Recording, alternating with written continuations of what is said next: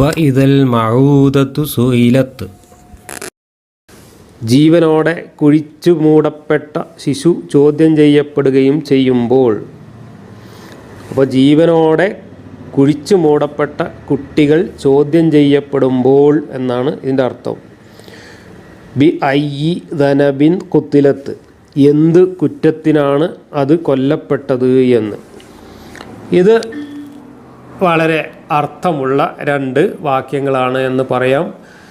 ഇവിടെ ഖുർആനിൻ്റെ മുഫസ്സിറുകളും ഇസ്ലാമിൻ്റെ വക്താക്കളും ഒക്കെ ഒരുപാട് വിശാലമായി വാചാലമായി സംസാരിക്കുന്നത് നമുക്ക് കാണാൻ കഴിയും. കാരണം അറബികൾക്കിടയിലുണ്ടായിരുന്ന വലിയൊരു അനാചാരത്തെയാണ് ഇവിടെ ചോദ്യം ചെയ്യുന്നത് എന്നൊക്കെയാണ് വ്യാഖ്യാനങ്ങൾ. എന്താണ് അനാചാരം?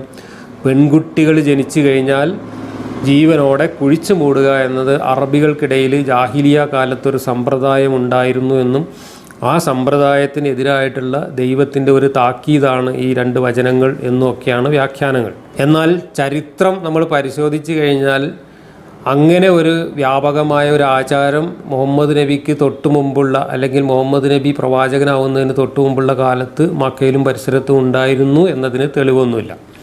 CN അഹമ്മദ് മൗലവിയെ പോലുള്ള ചരിത്രകാരന്മാർ, പണ്ഡിതന്മാർ പറഞ്ഞിട്ടുണ്ട് ഇത് ജാഹിലിയ കാലം എന്ന് പറഞ്ഞാൽ അത് മുഹമ്മദ് നബിയുടെയൊക്കെ വളരെ മുമ്പുള്ള കാലത്ത് അവിടെ ഉണ്ടായിരുന്ന ഒരു വളരെ അപൂർവമായി മാത്രം സംഭവിച്ചിരുന്ന ഒരു ആചാരത്തെക്കുറിച്ചുള്ള കേട്ടുകേൾവിയുടെ അടിസ്ഥാനത്തിൽ പറഞ്ഞതാണ്. അല്ലാതെ മുഹമ്മദ് നബിയുടെ കാലത്ത് പെൺകുട്ടികളൊന്നും അങ്ങനെ കുഴിച്ചു മൂടിയിരുന്നില്ല എന്നൊക്കെയാണ് CN അഹമ്മദ് മൗലവിയെ പോലുള്ള പണ്ഡിതന്മാർ തന്നെ പറയുന്നത്. അതുമാത്രമല്ല, നമ്മൾ ഇസ്ലാമിൻ്റെ ചരിത്രവും ഇസ്ലാമിൻ്റെ വ്യാഖ്യാന ഗ്രന്ഥങ്ങളും ഒക്കെ നോക്കിക്കഴിഞ്ഞാൽ ആ കാലത്ത് ആൺ പെൺ അനുപാതത്തിൽ വലിയ കുറവൊന്നും ഉള്ളതായിട്ട് കാണുന്നില്ല. അപ്പോൾ പെൺകുട്ടികൾ വലിയ തോതിൽ കുഴിച്ചു മൂടപ്പെട്ടിരുന്നെങ്കിൽ ആൺ പെൺ അനുപാതം വളരെ വ്യത്യാസം ഉണ്ടാവും. പെണ്ണുങ്ങൾ ഒരുപാട് കുറവും ആണുങ്ങൾ വളരെ കൂടുതലും ആയിരിക്കും. പക്ഷേ ബഹുഭാര്യത്വത്തിൻ്റെയൊക്കെ കാര്യം പറയുമ്പോൾ ഇസ്ലാമിസ്റ്റുകൾ തന്നെ പറയുന്നത് ആ കാലത്ത് ബഹുഭാര്യത്വം വളരെ സാർവത്രികമായിരുന്നു. ഓരോരുത്തർക്കും 10ഉം 40ഉം ഭാര്യമാരുണ്ടായിരുന്നു.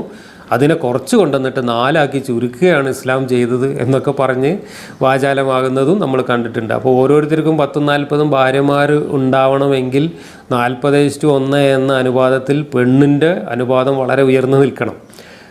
അതെന്തായാലും സാധ്യതയില്ല. ഏതായാലും ആണും പെണ്ണും തമ്മിലുള്ള അനുപാതം പെണ്ണ് കുറവും ആണ് കൂടുതലും ആയിരുന്നു എന്ന് പറയുന്നതിന് വളരെ വിരുദ്ധമാണ് ഈ ബഹുഭാര്യത്വത്തിൻ്റെ ന്യായീകരണമായിട്ട് പറയുന്ന കാര്യം.